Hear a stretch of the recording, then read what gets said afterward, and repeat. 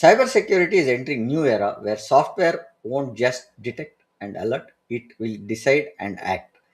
Agentic AI will automatically investigate, containment, remediation, and in wrong hands, it will automate institution deception and lateral movement. Regulated industries are scaling digital transformation while staying accountable to GXPs, audit trails, data integrity, compliance. The cyber landscape is changing from human paced attacks to machine paced campaigns. The winners will be organizations that prove control just deploy tools. Today, we are joined by Sandeep Bansal, CIO, transformation leader for regulated industries, who has delivered measurable outcomes, OPEX reduction, fewer incidents, delivered value, and brings a governance first lens on scaling AI safety. Before we dive into the topic, let's have a small video about Power of Knowing Forum.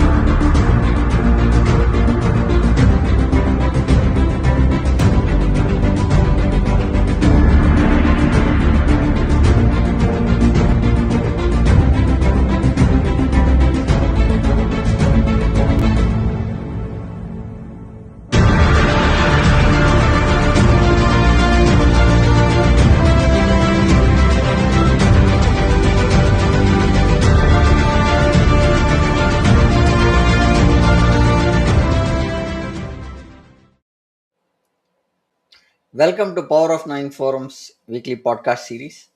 Let's welcome the esteemed guest to the podcast and dive into the topic. Sir, good evening. Welcome to our podcast, sir. How are you doing today?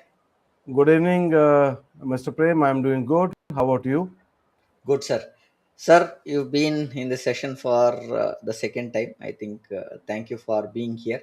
And a small intro about yourself, your journey to the audience, sir. So, Mr. Prem, I started my career 30 years back from the end user computing, moving from end user computing to managing IT infrastructure and then digital transformation. Uh, the scale has been changing time to time. There has been new tools coming into the ecosystem, and we have to push our boundaries to learn new tools and ensure our enterprises are secure, operational efficient, and they can get the real ROI what they are spending on the infrastructure or ecosystem.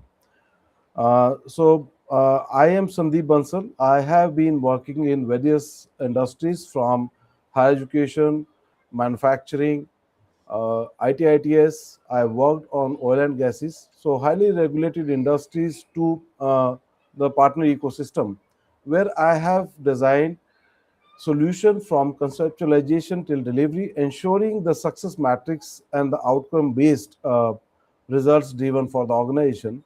Because today, transformation or the technology landscape is increasing day by day. Organizations are spending a lot of money. As a CIO, our responsibility is to make them secure and get the real realization of money spent by the organization. Thank you for that, sir. Let's dive into the topic, sir. When AI becomes an actor in cyber, not just an assignment, what changes first, sir? So, when AI becomes actor, the changes is like you never know what is going to come, because the autonomous AI has given a freedom to the agents to react and act. And what is important here is to safeguard our guardrails and keeping the human in loop. What you are saying is keep the human in loop, which is very important, is what you are saying. What does agentic AI change in cybersecurity compared to traditional automation? So agentic AI moves us from automation that execute task to system that decide and act. The traditional SOAR follows predefined playbooks. Agentic AI dynamically plans, execute, and adapts across the multiple tools. So basically, it doesn't have any playbook. It acts as per its own thought process, and it acts require to be monitored, which is basically more important. So automation was one thing, but automation with agentic actions are real threat.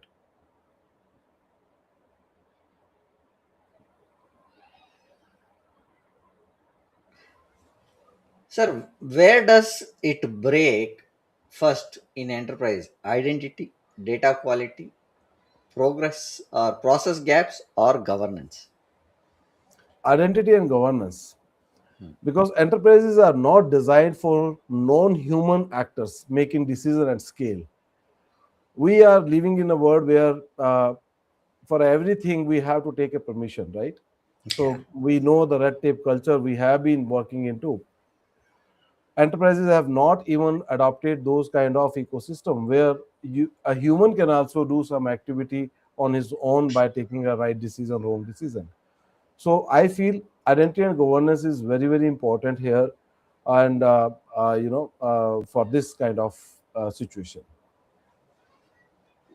So what you are saying is define agentic AI is plain terms a system that plans, execute multiple step actions, contact with SOAR or automation, emphasize blast radius and control boundaries is what you are saying. And the moment AI acts, your security model levels up from alerts to control is what you are saying, right, sir?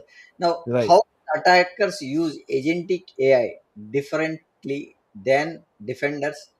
What is the asymmetric key here, sir?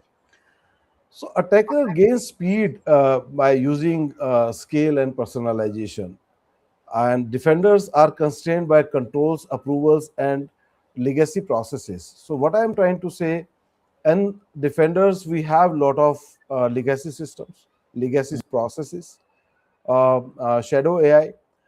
We have a lot of approvals through which we have to go through without before taking any decision.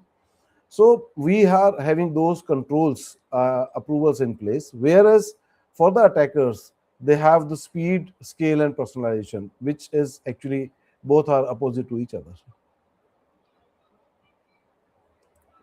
It's an opposition that we are having to have something that blocks is what you are saying. Now, Right. what or which attacks get supercharged? Phishing at scale, deepfake, impersonation, exploit chaining, or privilege escalation. What is that you think that are the So supercharged ones? phishing plus deep fake impersonation plus automated recon all become hyper personalized and continuous, because you see it works in a chain reaction. Yeah. Okay, and when it is automated, you don't have a control on it. So these attacks are supercharged than any other thing which we were having in previous time, because they used to activate after some activity, Hmm. but here it is not like that. Okay. So, what is the first defense move leaders must make to reduce attackers' advantage? So I feel for a defense, leader should create a hardening of identity, Hmm. and they should have approval gates for sensitive actions, which I said human in loop. So when AI is also performing some action, that should require somebody to prove it. Otherwise, it will become endless. And in many cases, it has been seen when AI can do the reverse engineering and stop the entire application or the process. That can be a business loss. Yeah. So, yeah, when it is not monitored or it is given more privileges, the it can override the system is what you are saying, and the approvals can take we are talking about speed, scale, and personalization, right? So in Right. that says make it executive friendly rather than giving them over privileges, and it can create business loss, as you said. Attack cost drops because attack volumes rise, point to identifying hardening and approval gates is what you're saying. AI doesn't just raise risk, it drops the cost of crime also is what you're saying, sir.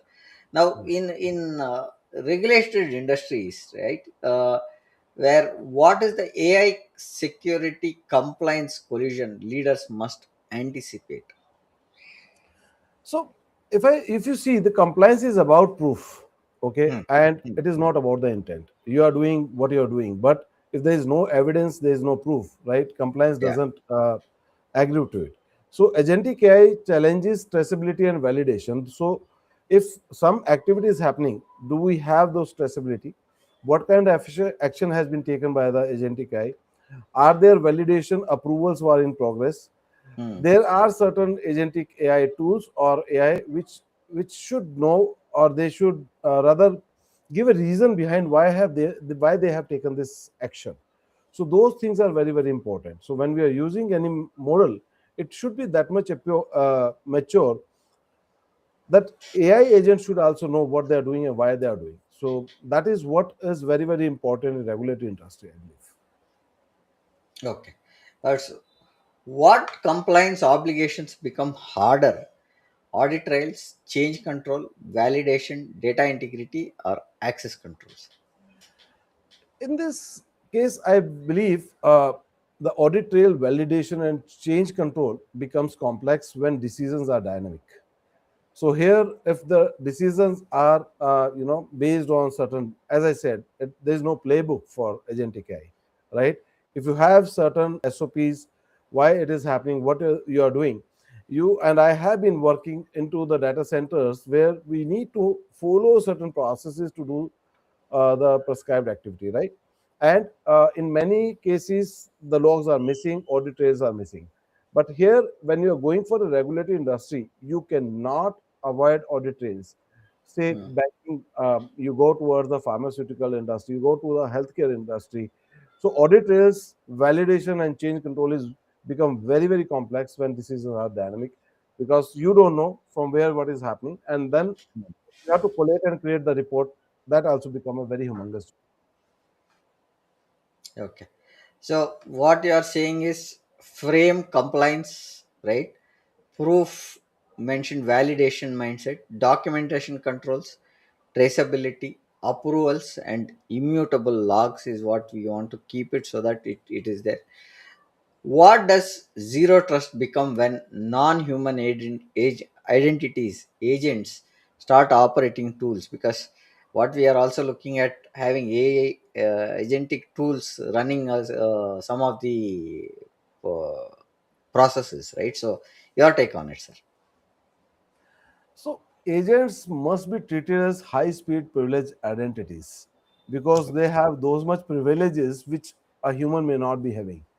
So we need to understand, some at some point of time, if we are going to use agents, the zero trust will somewhere get obsolete, because these are high-speed privileged identities and they work in their own autonomous ecosystem.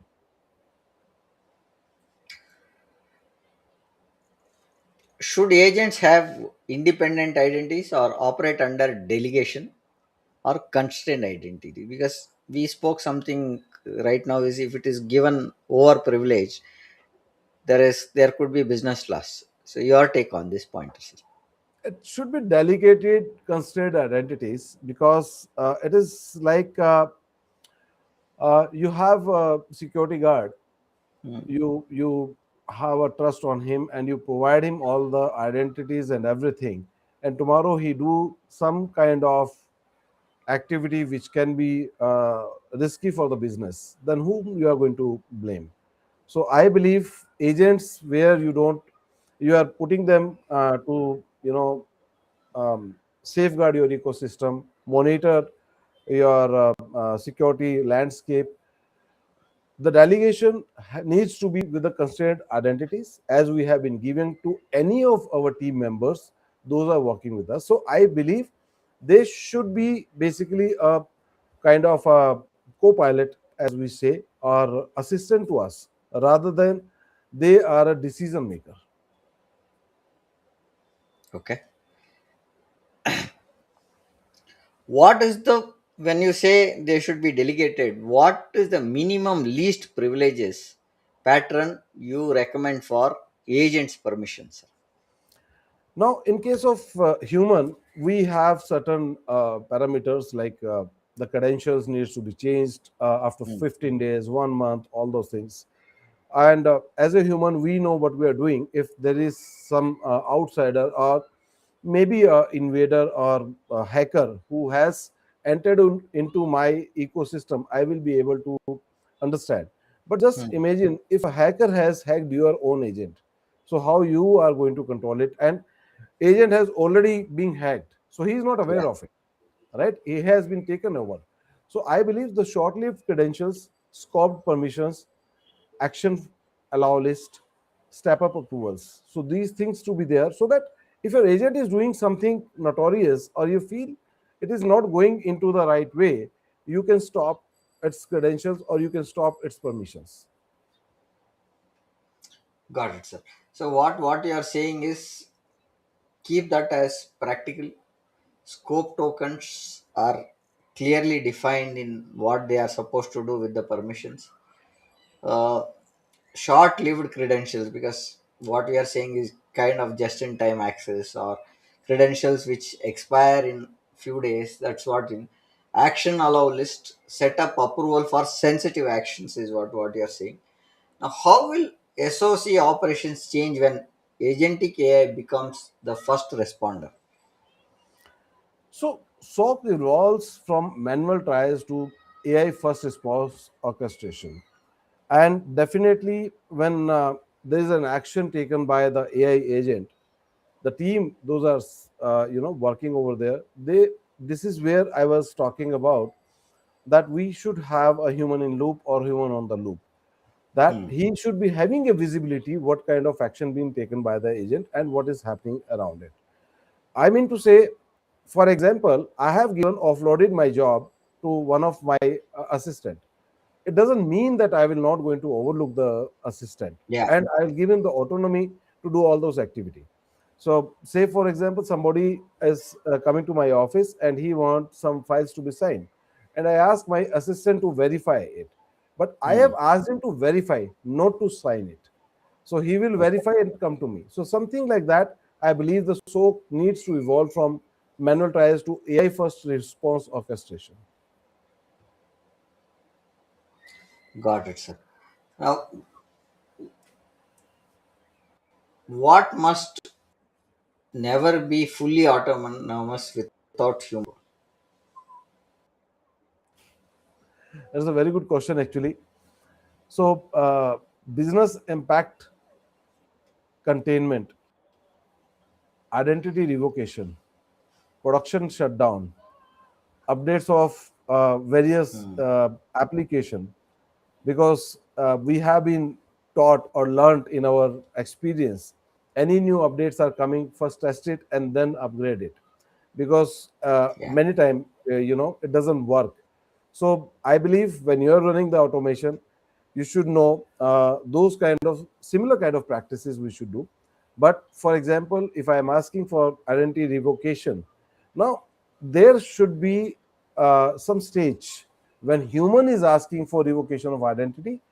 System should not automatically revocating any identity to the people, and any containment which can impact the entire business, that should not be automated, and production cannot be shut down by the automation. Yeah. So what we are saying is we should give a staged model, assess, recommend, and execute with approval, because without having a human in loop can be a challenge is what we are saying. Limited autonomy, emphasize kill switch and escalation rules is what you're saying.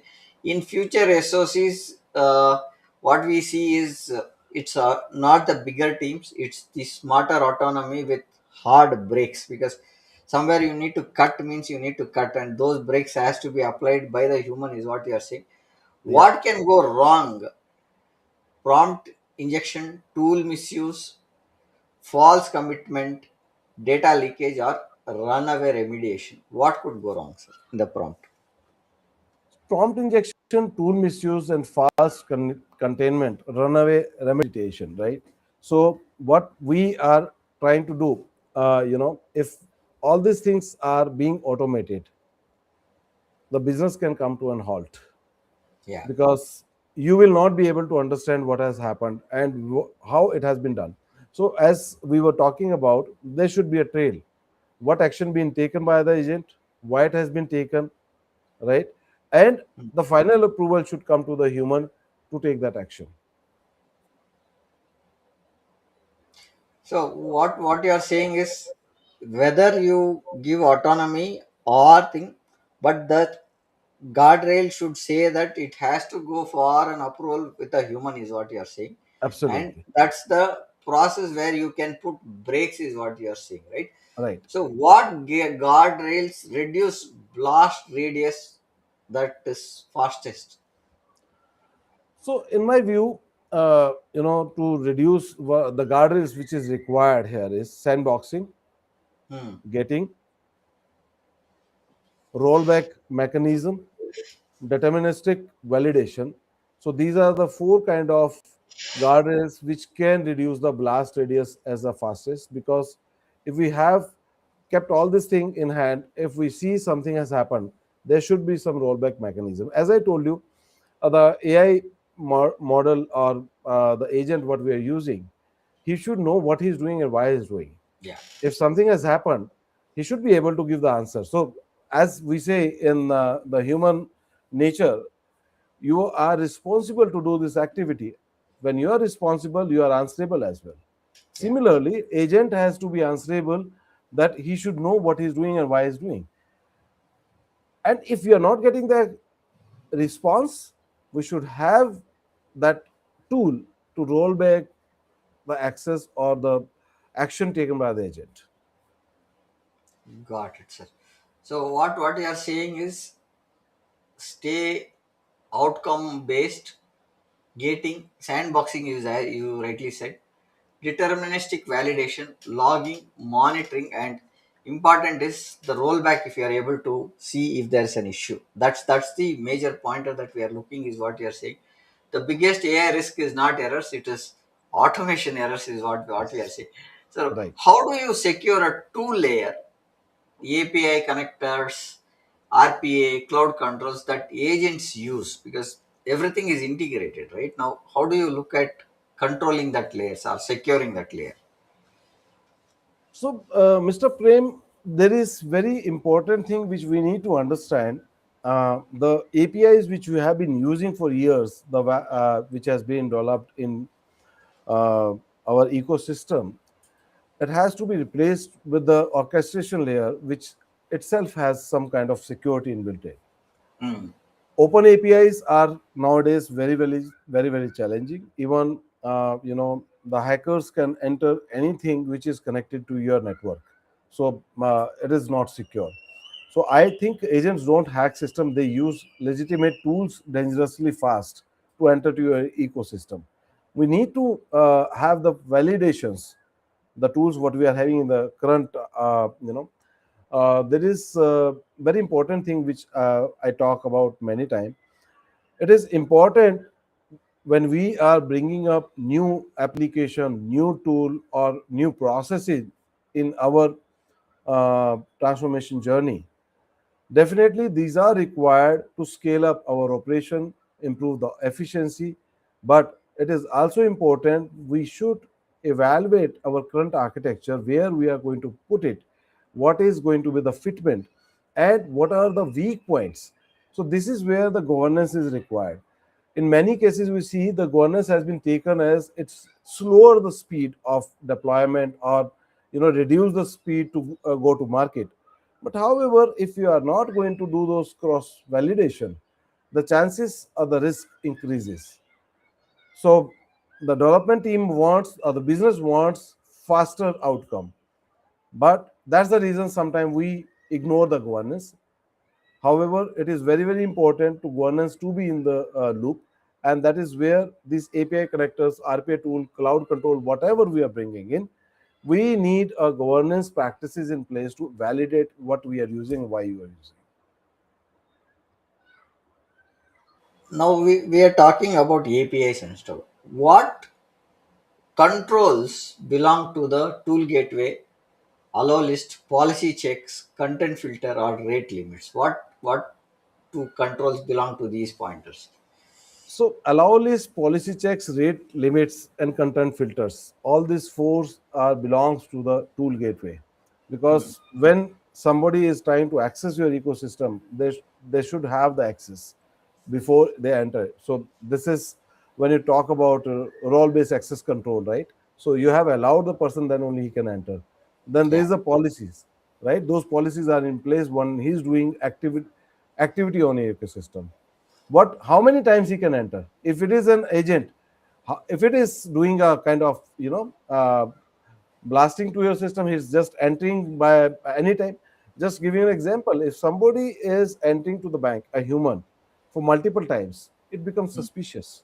So yeah. those kind of activity becomes suspicious, and our tools, observability tool or traceability tool, should be notifying us that some kind of activity is happening.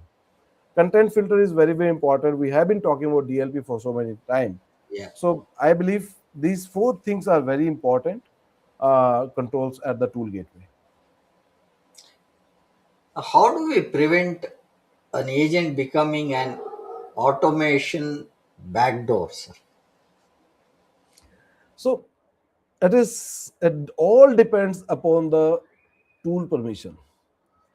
You have a backdoor in your house, you know who can enter, who cannot enter. If you are doing an automation, doesn't mean that you give him the all the authorities, right? And then there should be policies as code enforcement, right?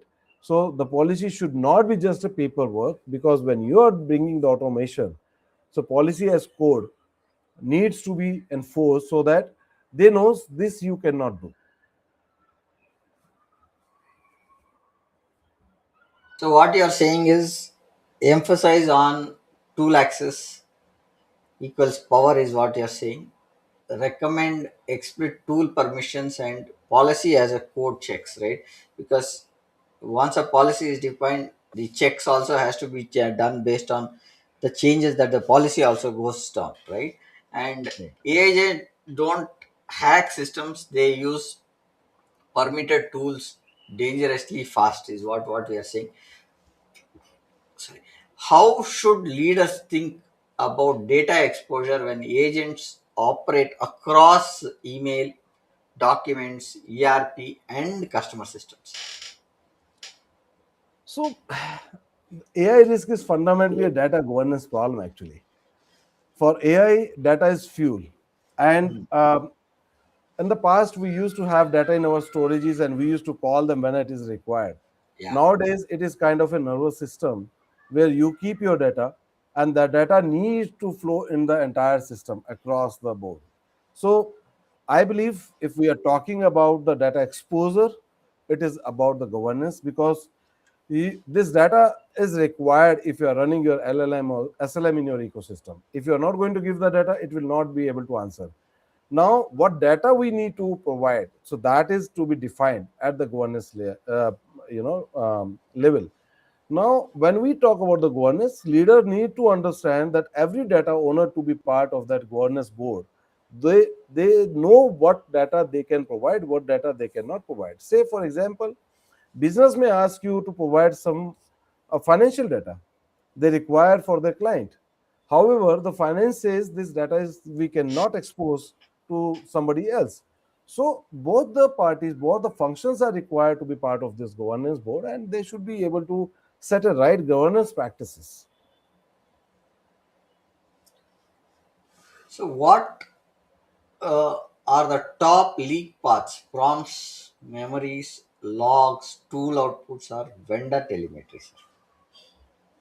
So if I see all are the leakage paths, so Okay. prompt memory, logs, tool output, and vendor telemetry, because anything can drive information out of your ecosystem, Yeah. and it cannot be controlled without the right governance practices. What you can do, what you cannot do, it is to be defined. So you are saying the boundaries have to be set for each of the Yes, pointer, and absolutely. what minimum data governance control should be in place before we scale, because as we scale we cannot fix something, right? Once you are scaling you need to fix something with a data governance. Your take on it. So, Prem, I'll give you a very good example. In Yeah. most of the organization where we have been working or we have worked, if you see, uh, we have moved from digitization to digitalization, from there to digital transformation. Now we are entering into the AI autonomous world. From digitization to digitalization, when we moved, we did some data classification, we created some master data, we created some kind of defining Unique. what data is and how we can work on. I still remember we used to have unique code for every data entry, and that unique code is binded with to create the relationship between the tables. But today the system has become very smart. It doesn't require that kind of codes, because it was very difficult to remember the code, and the things are becoming more smarter. Going ahead now, the classification of data, DLP, read action, compartmentalizations, and retention policies. These are the minimum control we require, because what kind of data is we are using, where it can be used, how it can be used, everything needs to be very, very clear and defined.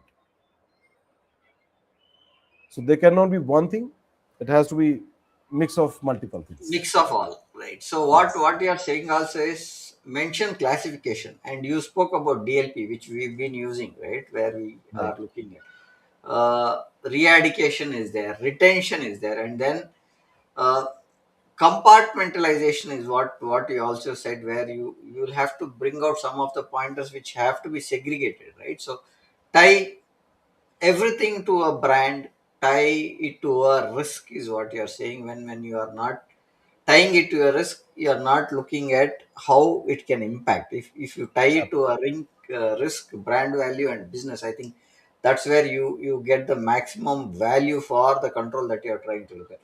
Your AI programs are only safe as your data discipline is. You told data has to be fed into the AI system. That's more important. What should the board and CXO's dashboard look like for agentic AI cyber risk? I think when you talk about the board, board doesn't need AI metrics actually. They need Okay. control and resilience metrics. What Mm. kind of control is happening, what kind of resilience you have kept in. Very simplest of example.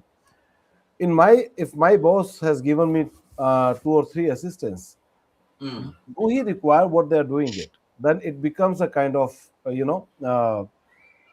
observing to the ground level, right?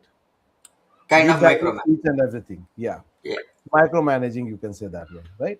So what they need is what the controls you have kept in, what kind of resilience matrix you have controlled, are the KRAs are clear, KPIs are clear.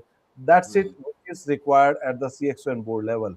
If board and CXO goes into those kind of small things, I believe that is not their role, because it is not about one agent. You are going to put hundreds of agents in your ecosystem in the going in the time coming. So, what are the five metrics would you report monthly? Policy violations is one way of looking at privilege actions, exception rate, MTTDR or MTTD, recovery readiness. What should that monthly report look at, sir? So I believe, if we talk about these five metrics, all these five metrics are important, because the policy violation is equally important. If we are not observing it, So we are increasing threat to our own ecosystem. Privileged AI actions, what kind of access identity we have given them, we have to monitor it. Which kind of agent, what activity they are doing, and what kind of access they are basically having. Because if there is something which is dangerous for confinement of business, dangerous for leakage of data, we need to take an action. Exception rates, how many time exception has been given? Is Okay. there a lot of exceptions are going? MTTD and MTTRs, right? The response time is very fast or very less. Mm. Is the system is recovery ready? So I believe all these five metrics are very, very important. I don't think any of this one I can miss out of it. Got it. Now, coming to the same point, what question should the board ask to separate AI theater from real controls? Because AI has hundreds of agents, but real controls are policies, procedures, and stuff, right? So, how do we look at this separation, or how do we look these boards should be asking, sir?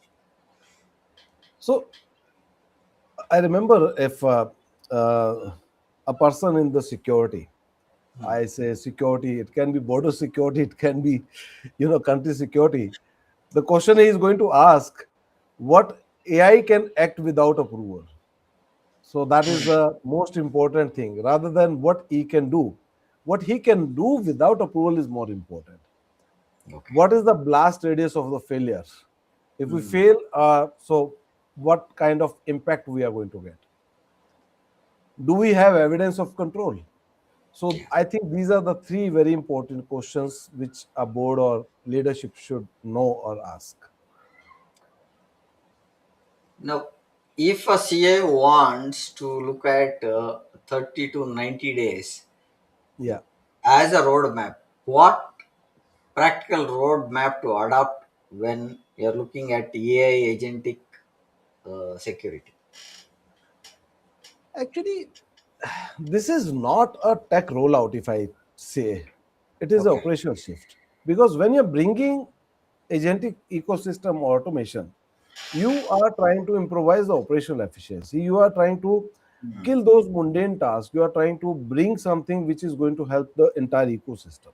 Right. So we should not think that we are bringing some net new tech or CIO is bringing some new tech. I believe we should feel, or it should be a joint responsibility of business as well as CIO to Hmm. understand what kind of application or what kind of task you want to automate, because CIO cannot take that decision. In my Hmm. understanding, this is business and the technology both have to take these decisions. So it is an operating model shift rather than a tech rollout. Okay. Now, when we spoke about that, there has to be looking at some steps that are needed, or the first steps that we need to put in. So, what are the first steps that you want to put? Is it invent use cases, tire risk, implementation guardrails, plus approvals? What is that you're I looking? remember when we have set up the first governance board in the year 2023, end of year 2023, when we were implementing AI in one of my organization. So the first question which was asked by the board, you can say the chairman of the board, identify the high value use cases where you feel this will be a right fit. Hmm. Put AI anywhere, because every prompt used, there's a cost, and this is a every token used is a cost. If you will put anywhere or everywhere, it will explode your cost center like anything. Then the tier risk, like low to critical, where you're putting it is a low risk item or it is a critical risk item, whether we should put a agent over here, we should not put a agent over here. I believe in a critical scenario, we may not be having an agent to do the complete automation, rather than just to give early signals of something is happening, rather than taking the complete control. Implementing the guardrails plus approval process. Again, human in loop, human on the loop. So those things, three things, I believe, first three steps we should evaluate.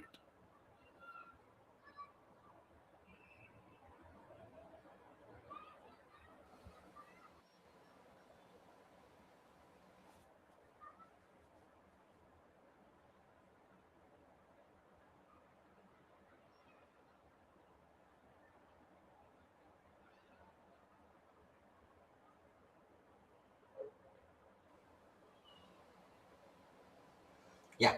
So now, what is the maturity path from pilot to production to scale in regulated environments?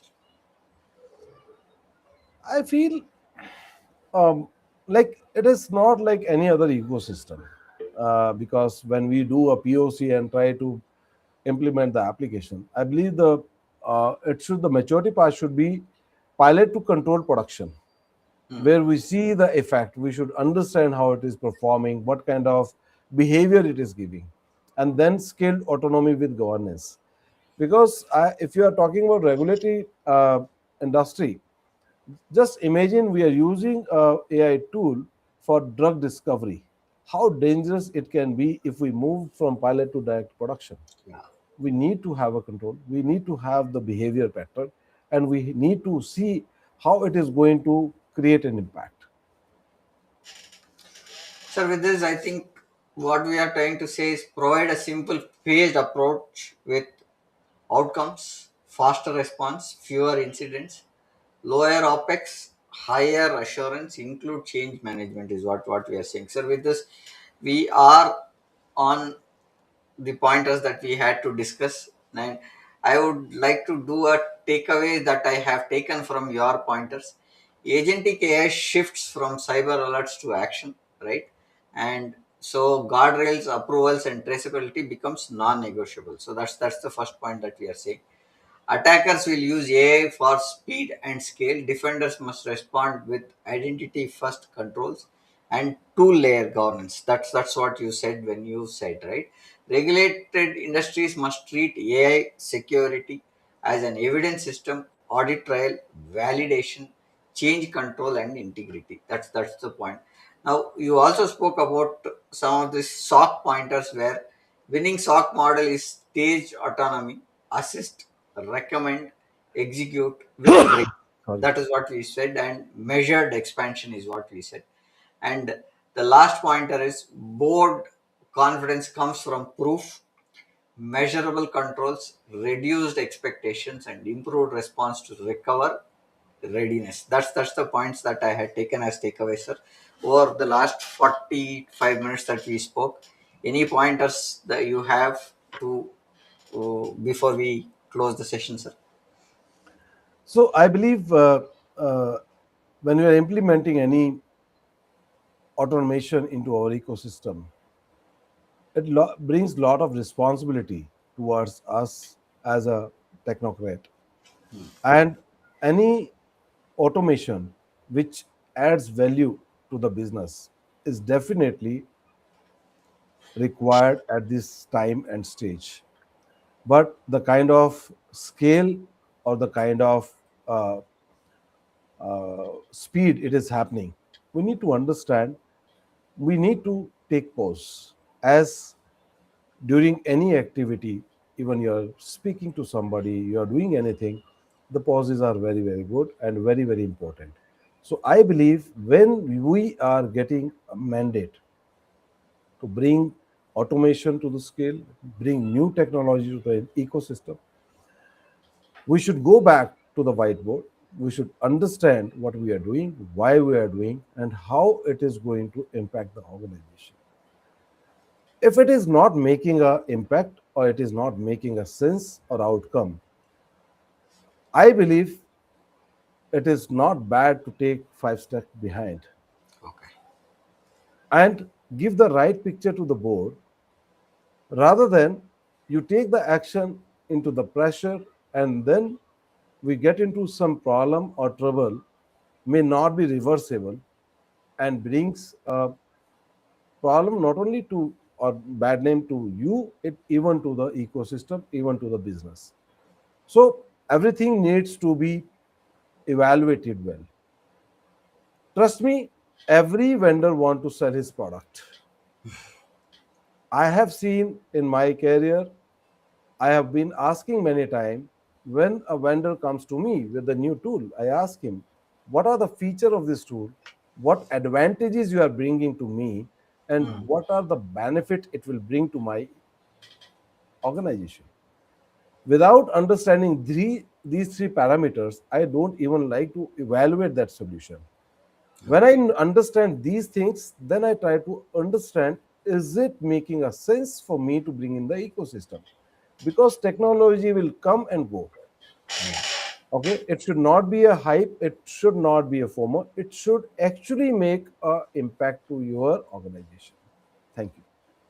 Sir, one comment has come where I will bring it up here. It Right. says in many organizations, adding agents everywhere may create more operational complexity and governance overhead than value. The hard part is deciding whether autonomy is actually justified. So this is a pointer from Anu, who's given this pointer. Any views on this, sir? Before. No, Anup, you have added a very, very important part, because it is important how many agents, why we are adding. It requires, it is very important because we may be bringing agents today to understand there is going to be operational efficiency, but it can become a real overhead. Hmm. So I have seen many organizations in the sheer pressure, not from the board side, from the partner side, from the vendor side, because he has to meet his target. He try to take a top-down approach and try to sell his agents. Now, who is going to manage those agents? Who is going to monitor those agents? Who is going to create that guardrails? That becomes a challenge. So that's the reason the governance practices, guardrails needs to be defined before bringing in the agents. To bring one or 100, doesn't matter. But every agent should be very classified with the roles responsibility like any other employee in your organization. Thank you for that, sir.